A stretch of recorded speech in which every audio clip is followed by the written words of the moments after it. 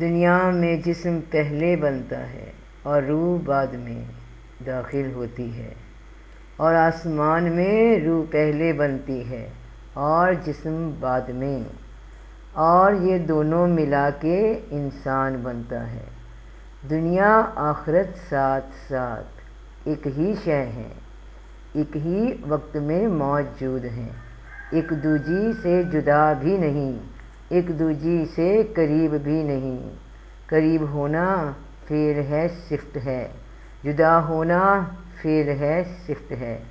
قریب ہونے کی کیفیت بھی سمجھ آتی ہے، جدا ہونے کی کیفیت بھی سمجھ آتی ہے، اور اگر نہ قریب ہو نہ جدا، اس کیفیت کا کیا نام ہوگا؟ کیا سمجھ آتی ہے یہ کیفیت کیا ہے؟